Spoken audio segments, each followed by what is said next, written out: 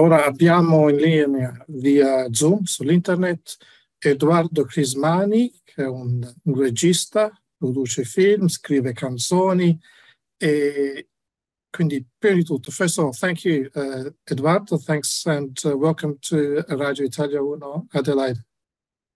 No, thank you for inviting me. This is a Yes, wonderful opportunity to talk about my work and share it with the community. yes. Well, I said you're a filmmaker, a director, a songwriter.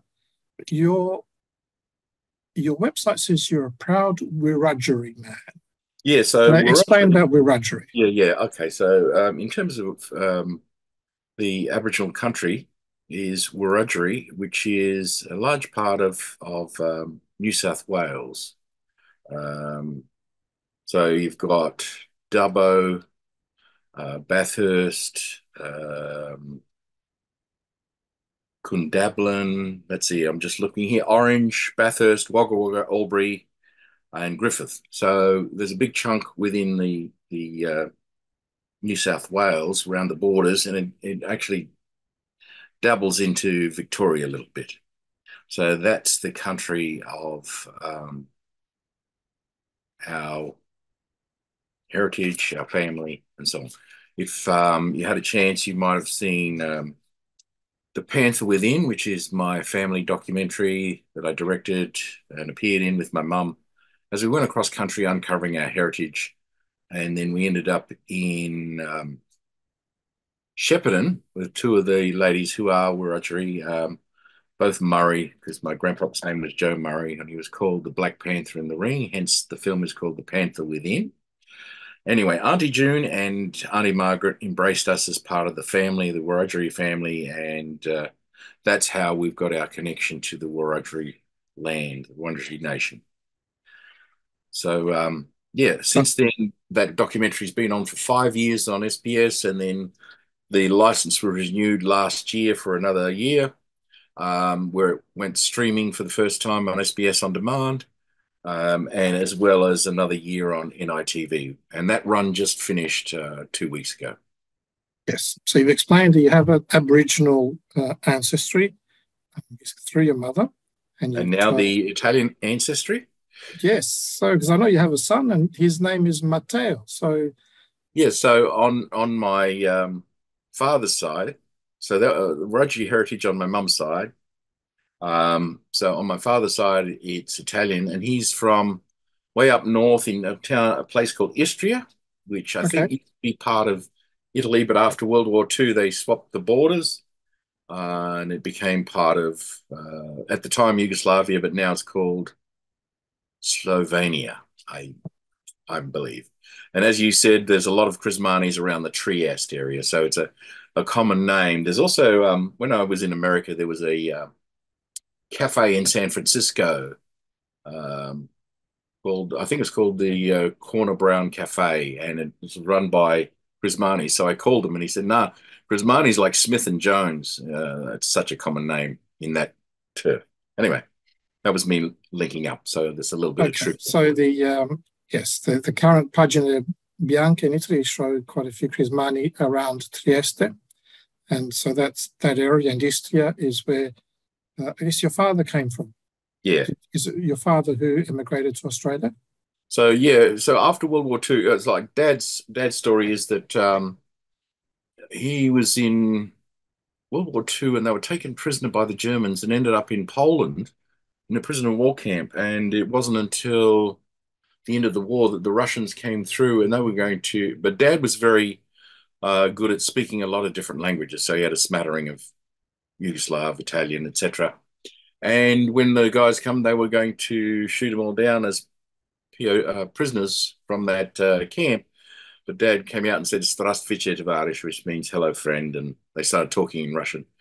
Kind of saved the whole camp of Italian prisoners there. And then they walked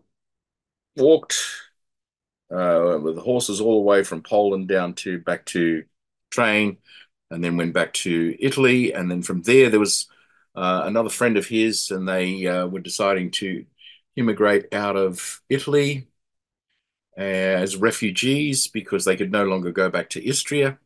And then it was, or they could, but they didn't want to go into that political situation that was there at the time. And they had a choice, and one of the ships was going to Australia and one was to America. And so they chose the one that they thought was going to America, but it ended up going to Australia. So there you go. Little. Okay, came here by accident. Yeah, we And know then they several ended. families where people came to Australia because they could no longer go to America, and families got split because of that. So now let's Yeah, get back to your movies and the Aboriginal background. So that's what is inspiring. And by the way, I did watch the Panther Within. Is it Panther Within? yeah, the Panther Within, yes. Then so very interesting. So I remember one of the answers was a boxer and went overseas as well. Yeah, so we had see one of the things was that there was um, tent boxing and boxing in general was a way of Aboriginal people not having to, especially the guys, just become a domestic servant on the missions and so on. So this was where they had more agency in within the whole world of the tent boxing and then stadiums. So Grandpa moved his way through the tents and into the stadiums, and in that was like the back in the 30s and probably the 20s, the biggest entertainment within the towns, these country towns, was the like the Royal Show, Yeah, all the wonderful animals, the cattle, the sheep, etc., and all that fancy stuff. And at the back of that was the boxing and the magicians and the fortune tellers and all of that. So that was a way for, especially for Aboriginal people at the time and the guys who were running those boxing tent shows. Uh, According to the researcher, Dr. Richard Broom, who was part of the film that we interviewed in Melbourne, he was saying that the payment was like $800 a week, today's rate, and they were treated more like superstars coming from town to town. And then they learned different skills, but part of the showmanship of the whole thing was like in America, where you have, um, it's the World Championship baseball, but it only involves American teams, or it's the World Championship of American football. So here we had those guys who were running the show would say it's the World Championship boxing.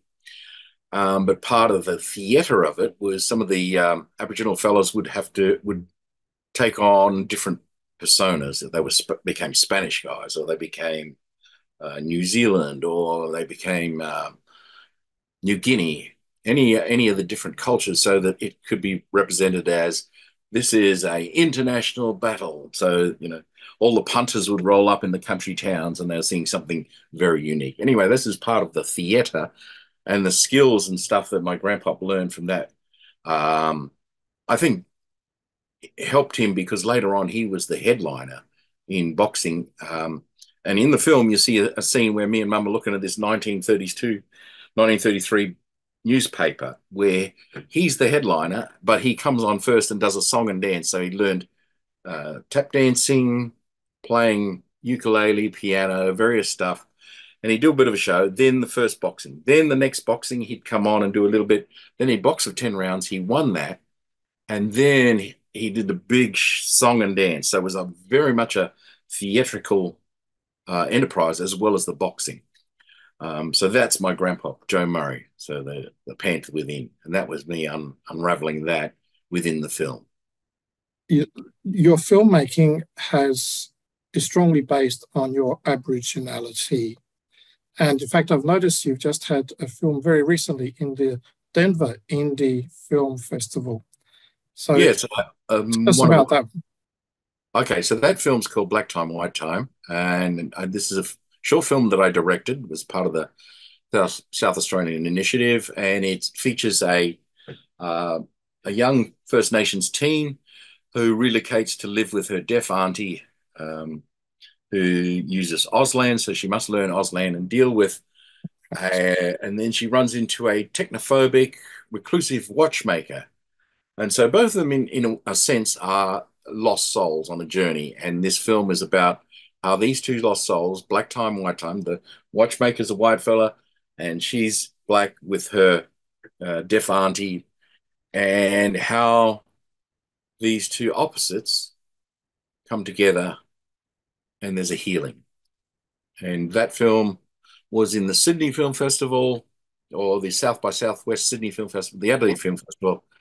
It went into the LA. There was an LA short film online festival, and then the most recently is into the Denver short film festival. It's called the Denver Indies, I think it is.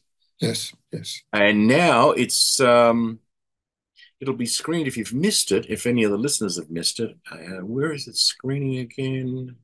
Maybe into Mercury. Oh, there it is. Yes. If you missed it, it'll be screening at the Mercury Cinema Heaps Good program on Tuesday, the 15th of October at 6:30 p.m. So they've got this program of Heaps Good where they're showing all the different shorts from various different filmmakers in the South Australian Screen Awards. Because it was also up for the South Australian Screen Award recently. Okay, so the story is about a young teen from an Aboriginal background and an older white gentleman, and from very different. He's terrible at the technology. She's very good, and somehow they interact and learn about each other. So, Yep. how is the Aboriginality then inspiring your work? Because that is the solid background to what you're doing. Yeah, in terms of the inspiration, well, there's a lot to unpack in this because part of it, in which, like, even for finding the background on Grandpa was so hard, and the fact that we have a country that's built on White Australia policy and treating Aboriginal people as lesser than, and the racism even today you find in various different sporting events or commonly. So there's much displacement.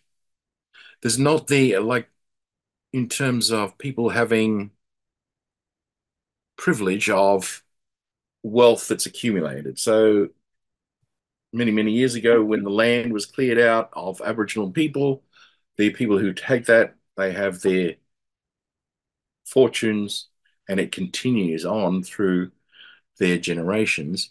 And your culture is dismissed, dispersed. So in 1914, there's a whole pile of genealogy records in New South Wales and Sydney of the Aboriginal people that's just burned, disappeared. And so my and how it comes personal is, there's just almost a shame about having that heritage, and I think that shouldn't be there. And so my journey as a filmmaker, as a writer, as a musician, where I'm drawing upon this, is to bring it to the forefront and show the good, show what's happened, and bring up the areas of disappointment, dismay, the horrors, but in a way where people can see it and recognize, and I think part of it is where when you see people as people and not as objects or not as less than, as the others, it changes a perspective. And that's what I'm hoping, little bit by little bit in my own small way. Yes, yeah. And how do you, so that's an important way of you living your Aboriginality. And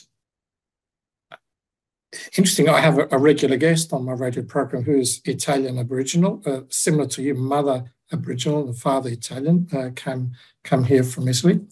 And so how have these two cultures melded, or is it hard or easy to meld such cultures in a family? In terms of, this is again another one of those things of where did you grow up and what were you subjected to? Because that would impact your ability to meld. I mean, and in terms of mum and dad, they got on so well. Matriarchal. Mum was the matriarch of the family, and dad was a great cook and a great provider, and those two personalities really melded well. And I think in terms of food, like pasta, spaghetti, we grew up on a lot of spaghetti. And I think in terms of coming together, if we were from traditional culture, there would probably be more of a intersharing. But in terms of the way it is, in terms of when you're displaced, disconnected from home culture and home people, you tend to don't have as many of those things, or very few that come with you. Um, and this is part of my journey, is to recover and make it strong and make it proud, so that it's not lost to the generations. And when people look at Mum, they go, wow. And when they watch the film, Mum is the hero by far in that show. Everyone says, "Yo, your mum is amazing." So it's something that really responded. And I think in terms of healing, um, in the Panther Within, at the time we were filming it, Mum was diagnosed with cancer, liver cancer, and said they told her that she had 6 months to live and get her stuff together. And I asked her, "Do you want to go on this journey with me to uncover the heritage?" Yes, I do. I want to. I was a bit worried that, but she refused to have any chemo or radiotherapy or whatever it's called, radiation therapy. Um, but I think going on this journey helped her, and it helped her heal, because by the time, and you see that in the film, by the time we get back to the QEH with the chief surgeon, he said it's gone. It's Right. And I think that's part of the strength, and the healing and the journey that I'm on, is it does actually bring about a healing, because you don't have to be shamed, you don't have to be hiding. It's you can stand strong. Yes, you don't have to be hiding. Interesting way of expressing what you're going through. So tell us, what's next? What other activities have you got coming up? I'm working on various. I mean, I do a lot of community films. Like, I've done 7 or 8 already this year. The short little, whether it's for First Nations Power, or one of the government bodies doing one of their events. Um, Closing the Gap was a big event. I've done a lot of those little ones, which are great, because unlike some of the stuff that you have to get onto the broadcasters, the steps involved in that are a few less, and you can actually get paid quicker. Whereas the bigger projects, they're like a caterpillar. You go along, and then suddenly the caterpillar's back and go, oh, we've run into another little rock. But I do have a TV series that the South Australian Film Corp started on, with a little investment in that. So I'm developing that. I have a feature film, and then I have various other, there's a comedy, a lot of other projects on this big stove that, to use the cooking term, some of them are simmering, some of them are just got the heat on, and it takes a while. And so that's this is a very much relationship based industry. So you have to develop relationships, you have to develop your ideas.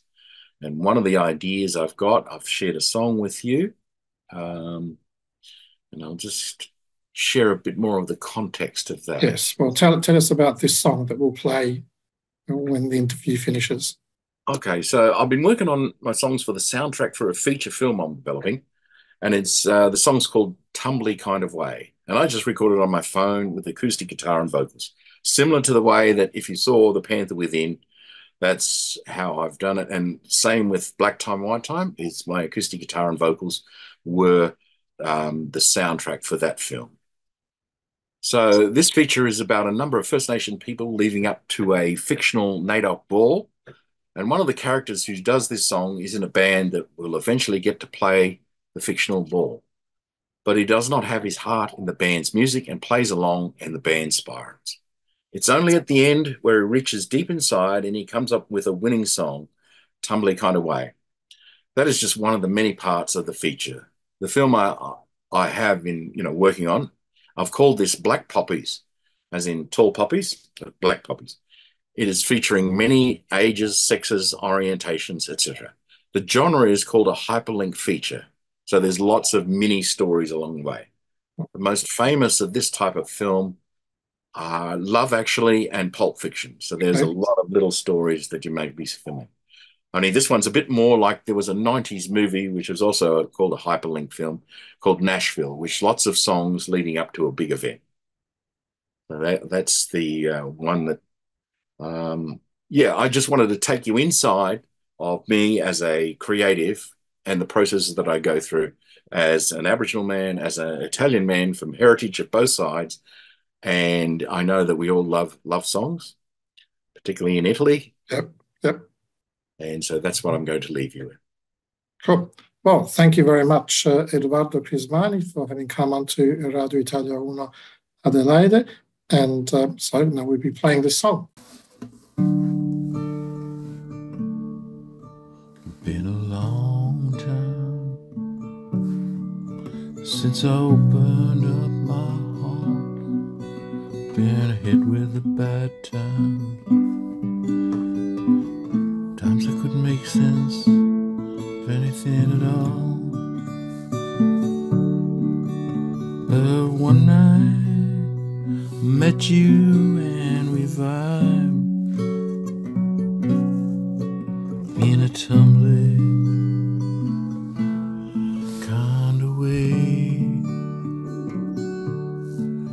Now I might be shaky in my head, might be crazy in my bed, but I love you in a tumbling kind of way. It's been a long time since I opened up my heart. Let someone in.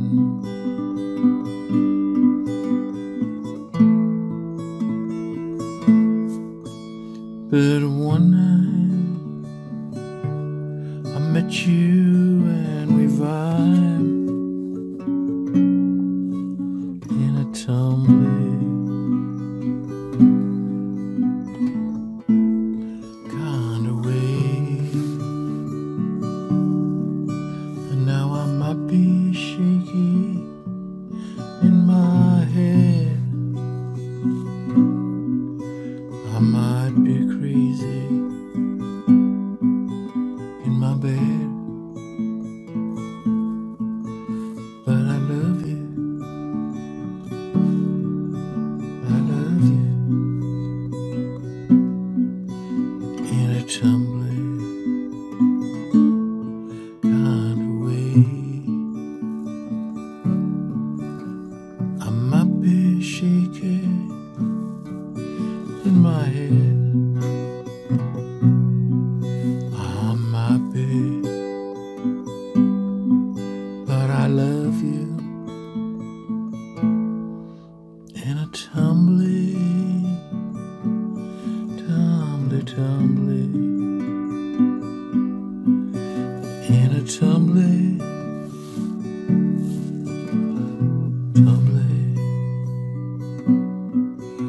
in a tumbling